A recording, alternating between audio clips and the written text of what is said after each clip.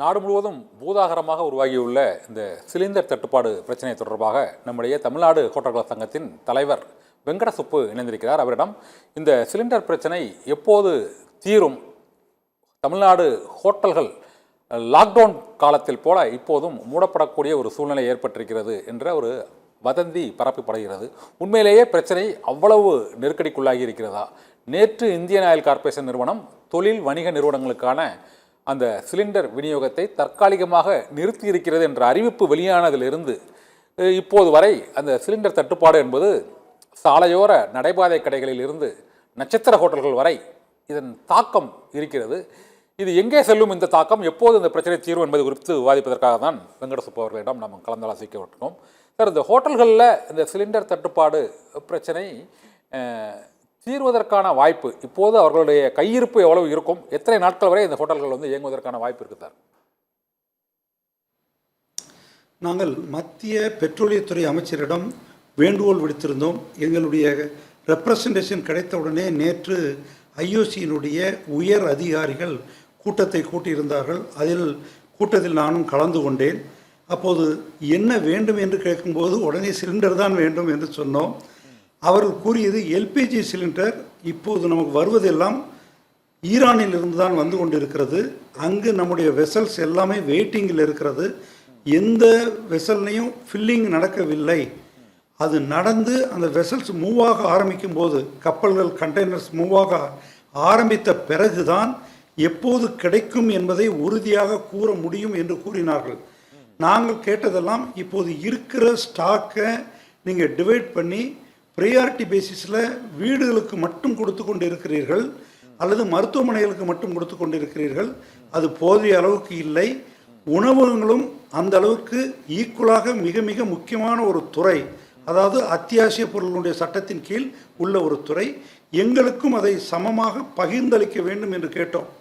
உங்களுடைய எதிர்பார்ப்பு என்ன என்று கேட்கும்போது 75% நீங்கள் எங்களுக்கு சப்ளை செய்ய வேண்டும் என்ற வேண்டுகோளை விடுத்திருக்கிறோம். அவர்கள் உயர் அதிகாரிகளிடம் தொடர்பு கொண்டு பேசிவிட்டு ஒரு நிவாரணம் அளிப்பதை பற்றி கூறுகிறோம் என்று உறுதியளித்திருக்கிறார்கள்.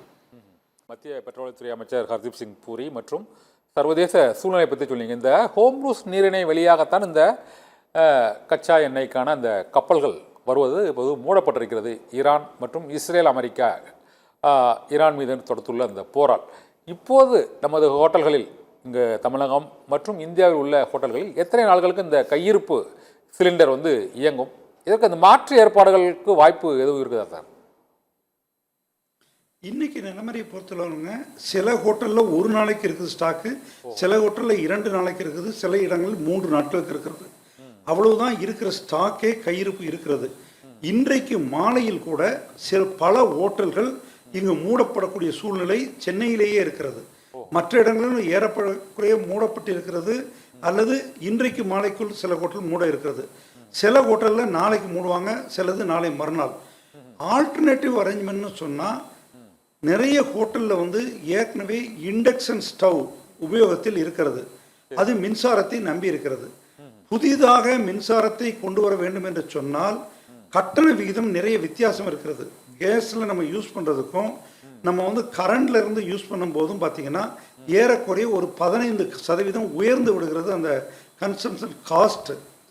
அதனால் அதை உடனடியாக மாற முடியவில்லை. அப்படியே மாற விரும்பினாலும் கூட அந்த இண்டக்ஷன் ஸ்டவ்வை கமர்ஷியல் லெவலில் சப்ளை பண்ணக்கூடிய ஃபேக்ட்ரிஸ் உடனடியாக அதை தயாரிக்கக்கூடிய சூழ்நிலை இல்லை. அவர்களுக்கு குறைந்தபட்சம் ஒரு 20 நாட்களாவது தேவைப்படுகிறது அதை தயார் செய்து கொடுப்பதற்காக. கொடுக்கும்போது நம்ம பவரையும் கன்சம்ஷன் எக்ஸ்ட்ரா வாங்க வேண்டியது இருக்குது அரசிடம். அதற்கான நேரமும் தேவைப்படுகிறது.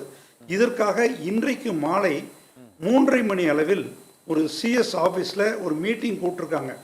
அந்த மீட்டிங்கில் எங்கள் வேண்டுகோள் வந்து 3 விதமாக இருக்கும். ஒன்று, மத்திய அரசிடம் மேக்சிமம் அழுத்தம் கொடுத்து சிலிண்டர்கள் அதிக அளவில் உணவகங்களுக்கு கிடைப்பதற்கு ஏற்பாடு செய்ய வேண்டியது ஒன்று. இரண்டாவது, மின்சாரத்தை பயன்படுத்துவதற்காக சோலார் பவர் பேனலில் நாங்கள் எங்கள் ஹோட்டல் மேலே போட்டுக்கிட்டால் கூட அந்த பவரை 100% அந்த உணவகங்களை உபயோகிப்பதற்கான ஒரு வாய்ப்பை தர வேண்டும். இன்றைக்கு வீட்டில் சோலார் பேனல் போட்டாச்சுன்னா அந்த மின்சாரத்தை 100% வீட்டிலே உபயோகித்துக் கொள்ள முடியும்.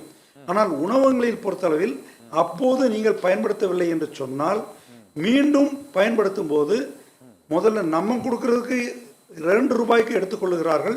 மீண்டும் நமக்கு கொடுக்கும்போது 10 ரூபாய் சார்ஜ் பண்ணுறாங்க.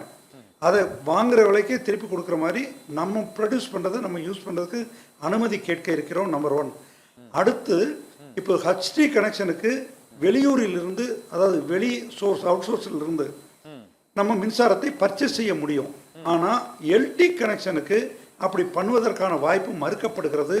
அந்த வாய்ப்பை கொடுக்க வேண்டும் என்று தமிழக அரசிடம் கோரிக்கை வைக்க இருக்கிறோம்.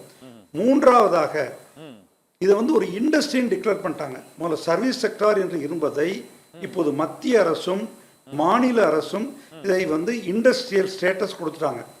இண்டஸ்ட்ரியல் ஸ்டேட்டஸ் கொடுத்தா ஃபேக்ட்ரிக்கு, மேனுஃபேக்சரிங் ஹப்புக்கு எல்லாம் இருக்கிற வசதிகளும் வாய்ப்புகளும் உணவகங்களுக்கு வழங்கப்பட வேண்டும். அது வழங்கப்பட்டால் மின்சார கட்டணமும் 1 ரூபாய் குறைய வாய்ப்பு இருக்கிறது.